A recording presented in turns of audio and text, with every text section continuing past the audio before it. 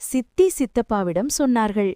என் அக்காவிடம் சொல்லி இவளை இங்கேயே படிக்க வைத்து எனக்குத் துணையாக வேலை பார்த்து படிக்க வைப்போம் என்று. அந்த வார்த்தைகள் கேட்ட நிமிடம் என் கண்களிலிருந்து கண்ணீர் நிறுத்தவே முடியவில்லை.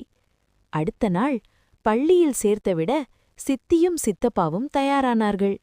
ஆனால் எனக்கு மனசே இல்லை. அப்போதுதான் என் அம்மாவின் அழைப்பு வந்தது. அம்மாவுடன் பேச ஆரம்பித்தவுடன் என்னை அறியாமலே அழுகை கட்டுக்கு அடங்காமல் வந்தது. அம்மா சொன்னார்கள், இங்கே இங்கிலீஷ் மீடியம் பள்ளிகளெல்லாம் ஃபில்லாகிவிட்டது. அதனால் இங்கே தமிழ் மீடியம்ல தான் படிக்கணும்.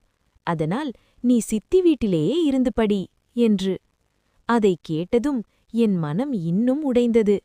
நான் அழுதபடியே சொன்னேன், நான் தமிழ் மீடியம் படித்தாலும் பரவாயில்லை, உங்களுடன் நானும் வருகிறேன் அம்மா என்று. சில நொடிகள் அமைதிக்குப் பின் அம்மா சொன்ன ஒரே வார்த்தை, சரி வா. அந்த வார்த்தை கேட்டதும் எனக்கு உயிர் திரும்ப வந்தது போல இருந்தது. ஒரு வழியாக அம்மாவுடன் போய் சேர்ந்து 11ஆம் வகுப்பு படிக்க ஆரம்பித்தேன். இங்கிலீஷ் மீடியமில் படித்த எனக்கு தமிழ் மீடியம் மிகவும் கஷ்டமாக இருந்தது. பல நேரங்களில் கண்ணீர் வந்தது. ஆனால் ஒரு சந்தோஷம் மட்டும் இருந்தது, அம்மாவுடன் இருக்கிறேன் என்ற சந்தோஷம். என் வாழ்க்கையில் மட்டும் ஏன் ஏதாவது ஒன்று வந்து கஷ்டம் தருகிறது என்று நினைத்தேன்.